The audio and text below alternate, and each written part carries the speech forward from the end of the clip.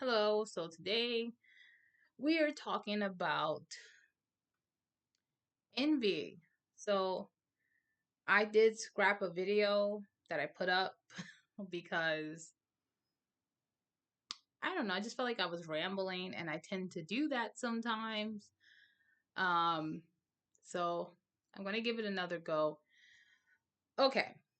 So when it comes to envious people, I narrowed it down to this.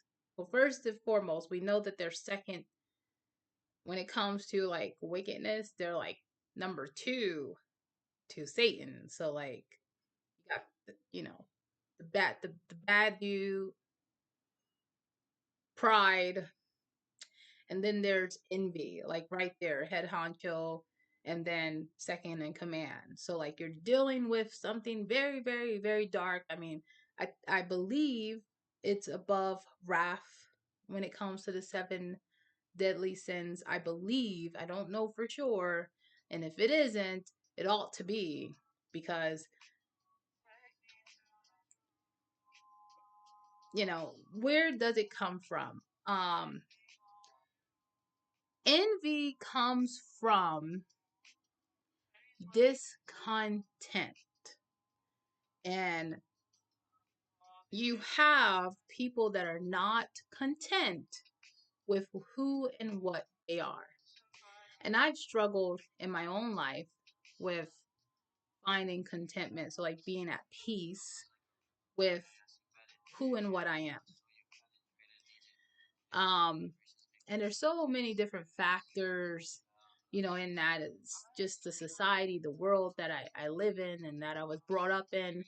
And it took a lot of isolation and me being in hermit mode to not only like know what I am and really, really rediscover, because I already knew who I was, but to rediscover that,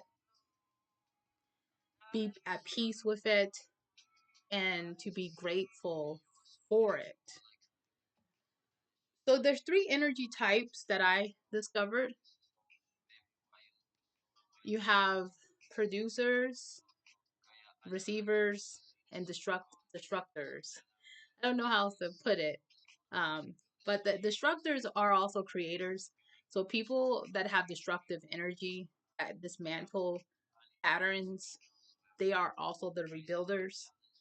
And in a way, a creator because they're rebuilding something that they dismantled.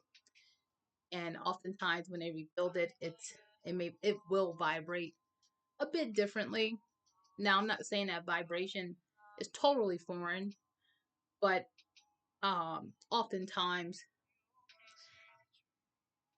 what I notice is that destructive individuals come along in every generation. So like right now we're in the generation from the 1948, I believe. So like the baby boomer generation. Like that's the generation that's going to be passing soon. So um when I say soon, I mean like within the next 40 years. I mean, you have baby boomers that are like in their 60s now, so you only get a good 100-year stretch. So, um, there's obviously people that have dismantled systems that were built prior to 1948, or 1940, and rebuild those systems. So while those systems may have existed in the 1800s, um, during the time of this generation, it was a bit foreign. That's the best way I can explain. And so these individuals who are discontent with their nature are the ones that really become envious. Uh, and so, like, if you become an envious person early on, um, you're on a path of self destruction, and it takes a lot of isolation.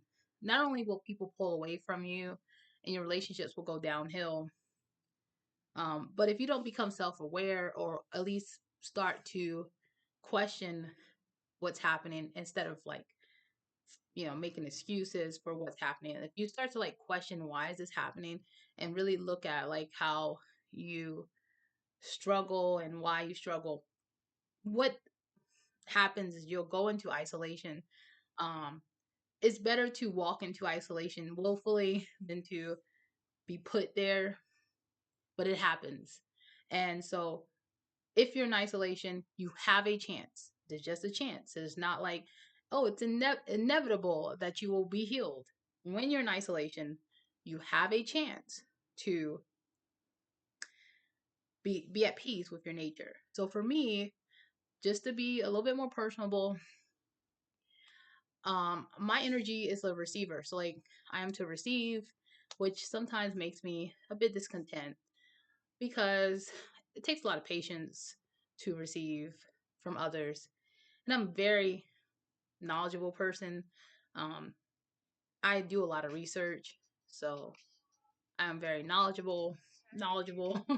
But obviously, I haven't had that many life experiences. Like I'm in my mid 30s, so like there's still a lot of things that I don't know, and I've had to learn to just like listen, but more importantly, receive. And for the longest time, I was very discontent about it because I was confused as to like what I was supposed to do with what I was receiving. I received a lot of negative things, and so I didn't really know what to do with it, and it caused me to be discontent, and that can obviously put you in a direction to be an envious person. So like I spend a lot of time in isolation to really become self-aware and then to just like love my energy and who I am, and I'm still working on that self-love.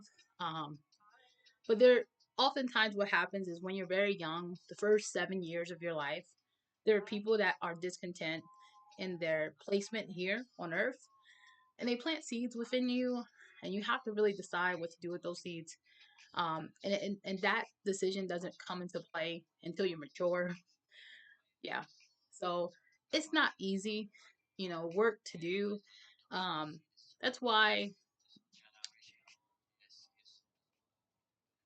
breaking generational curses and having a solid home and really like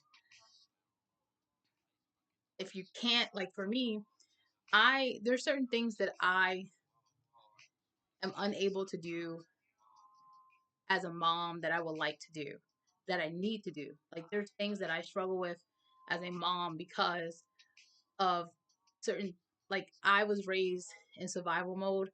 My parents, we weren't born, like I wasn't born into a family that's very wealthy.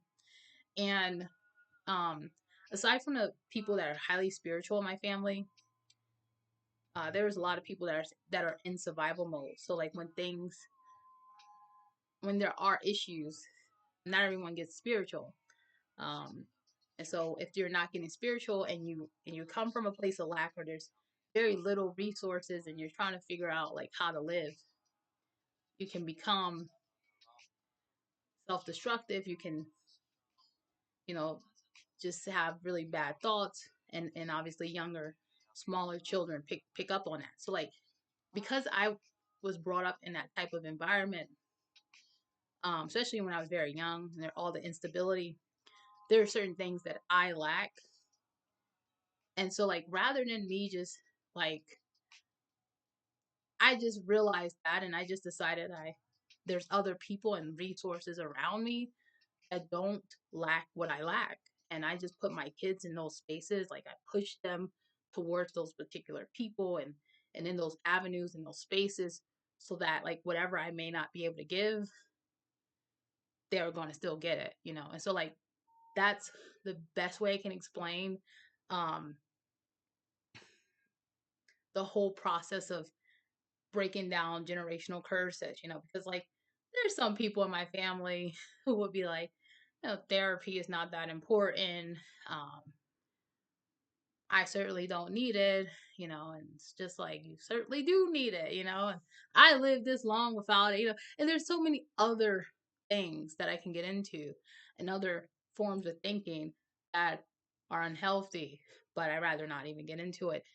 The point is, um, when you have those types of spirits around, those darker demonic spirits, whether it's pride is really associated with narcissism and narcissistic people, which I mean, there's if you have if you have a person that is born in in poverty, and you know they work themselves to being very abundant, and they don't do the proper inner healing and step out of survival mode and really connect with God, you may have a narcissistic person on your hands. Now, if you got someone that's very spiritual, they're connected to God, and they work themselves from the bottom up, that type of pride isn't really going to be there. They'll be a very humble person, a very giving and loving person. Unfortunately, that's not what we're dealing with in the United States. I mean, there's a lot of these darker personality types. So there's people that are envious, people that are very prideful, and these energies are very destructive. So how do you pinpoint it and like combat it?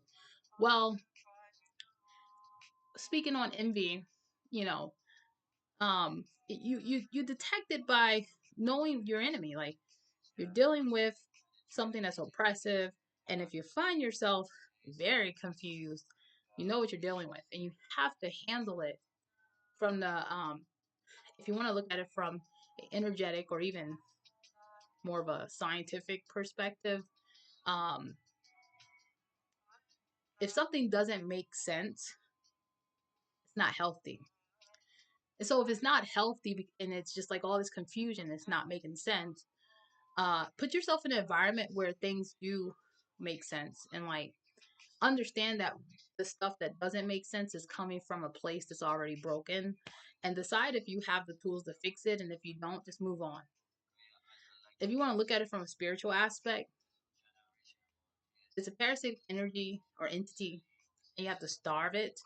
So you ignore it, you move in a different path, and you force that energy to go into isolation. Now, when I went into isolation, I learned that I was a receiver. I had to like humble myself and learn to accept and receive the world for what it is. Most importantly, be really grateful for the world that I've inherited. I used to, and sometimes I still struggle with this, and that's just having gratitude for like what I've received. Sometimes I still struggle with that, but just going into isolation helped me to be at more at peace with my nature as a receiver. And there's still more to come. I think I probably will get to where I need to be, closer to middle age. I'm thinking maybe in the next 10 years or so. It's whatever your path is, don't beat yourself up if you start to realize that you have some attributes that are destructive, because like destruction isn't always that bad. It's really, are you content with who you are, where you come from, and and and are you in the right place so that you can actually be like beneficial to your environment? Like, is the people around you, are they growing, are they expanding, is the things around you thriving, or lacking? And so like one of the things is like, for me, um I look at my kids, like, are they meeting their milestones, are they struggling, are they lacking? Like my daughter, she has struggles with certain things, um and that's having to do with, I think, the instability in our household. I went through a divorce. The household was broken down with her, and I was very young, and I didn't really know. I didn't believe at that time that like therapy was all that great. Um, and then I shifted my perspective, but you know, there's other things with that, like, but that's one of the things I noticed, that like with my youngest child, just me maturing and being more self-aware, I feel like he is thriving more, and my daughter's having to play catch up. But I also have had to do the same thing, because I was lacking a lot in my young adult, and forgive me, my young childhood. My parents separated when I was 5. So all these things really can breed these energies. And so isolation, self awareness, education is the key to understanding who you are, like, being at peace with it, understanding the issues in your life, and then like how to truly dismantle it. Um, there's more to life than uh the superficial and physical things. The happiest that I've been in my life, I wasn't always looking my best. I didn't have money in my pocket at all. I think that's some of the happiest days of my life where I was not looking my greatest, and I didn't have that many resources. So, like, again, when it comes to healing in life, it has little to do with what we've been taught about success. Okay. That's the best that I can explain. I hope this video helps. Um, you know, and just comment below.